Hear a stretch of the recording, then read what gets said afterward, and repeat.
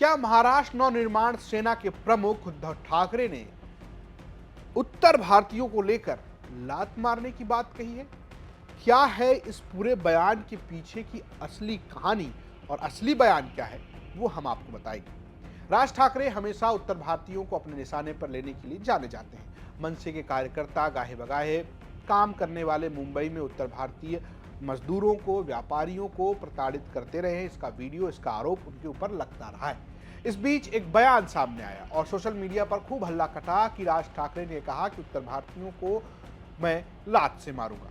लेकिन क्या है ये बयान? दरअसल इस बयान का परिप्रेक्ष्य बहुत ही अलग है।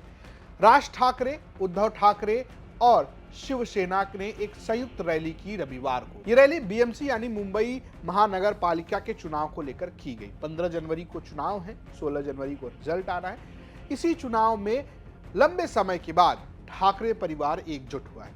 राज ठाकरे जो कि मनसे प्रमुख हैं और उद्धव ठाकरे जो कि शिवसेना उद्धव ठाकरे के प्रमुख हैं, वो सब एकजुट हुए एक मंच पर आए और इसमें शरद पवार की एनसीपी भी शामिल है। इसी की एक रैली थी जिसमें वो मराठी मानुष को संबोधित कर रहे थे और मराठी अस्मिता की बात कर रहे थे। लेकिन उन्होंने उत्तर भारतीयों को लेकर कहा कि हिंदी तो आपकी भाषा भी नहीं है।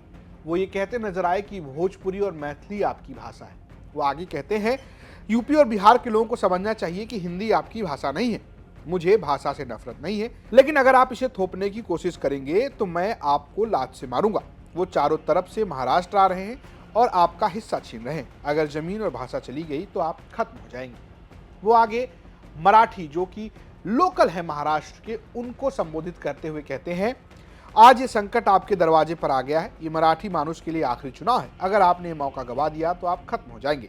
मराठी और महाराष्ट्र के लिए एकजुट हो जाओ। मुंबई इतने सारे लोगों के बलिदान से मिला है, हम उन्हें क्या बताएंगे। ये मराठी मानुष का आखिरी चुनाव है। अगर उन्होंने अब कोई गलती की तो मुंबई की लड़ाई हमेशा के लिए हार जाएंगे। राज ठाकरे के इस बयान को सीधे उत्तर भारतीयों से जोड़कर देखा जा रहा है। हालांकि उनका ये बयान हिंदी विरोध का है, उत्तर भारतीय विरोध का नजर नहीं आता है। अगर आप इसे पूरे परिप्रेक्ष्य में देखते नजर आएंगे, वो कह रहे हैं कि अगर हिंदी थोपने की कोशिश की तो मैं लात से मारूंगा। राज ठाकरे अपने तीखे बयानों और तीखे तेवरों के लिए जाने जाते हैं और लगातार उत्तर भारतीयों के खिलाफ उनकी अपनी एक राजनीति भी रही है।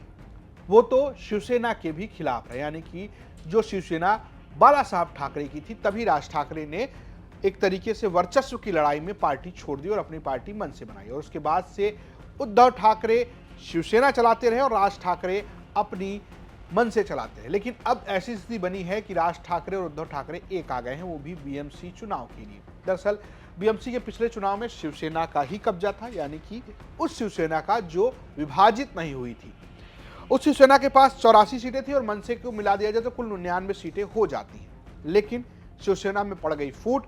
शिवसेना से एकनाथ शिंदे अलग हुए और उन्होंने बीजेपी के साथ मिलकर अजीत पवार संग अपनी सरकार बना ली और उद्धव ठाकरे बेसरकार हो गए। और उसके बाद महाराष्ट्र के चुनाव में जो गठबंधन उद्धव ठाकरे ने बनाया, जिसमें कांग्रेस और शरद पवार की एनसीपी शामिल थी, वो ध्वस्त हो गई और बीजेपी गठबंधन ने अपनी सरकार बना ली। ऐसे में अस्तित्व का संकट खड़ा हुआ तो भाई भाई साथ आ गए।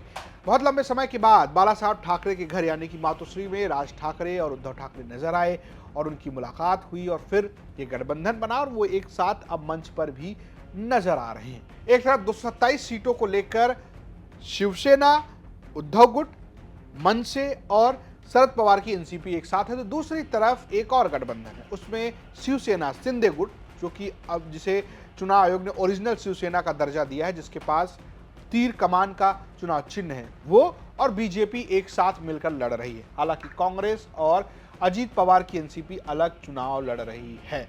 इस चुनाव में सबकी निगाह बीएमसी पे है कि क्या मराठी मानुष की राजनीति करने वाले ठाकरे परिवार की सियासत बीएमसी में बचेगी या नहीं बचेगी। इस बीच ये बयान अपने आप में बहुत चर्चित है और अगर इस बयान के या जिस तरीके से वायरल किया जा रहा है, उत्तर भारतीय नाराज होते हैं और वो एक तरफा विरोध करते हैं, तो इसका भी नुकसान हो सकता है शिवसेना को, क्योंकि बहुत सारे इलाके हैं महाराष्ट्र के जहां पर उत्तर भारत से काम करने गए लोग अब वहां के निवासी हैं और वो मतदान में हिस्सा भी लेते हैं। तो आपको क्या लगता है, जिस तरीके का बयान है उससे फायदा होगा या नुकसान? हमें कमेंट बॉक्स जरूर बताएं। देखते रहिए यूपी तक। नमस्कार।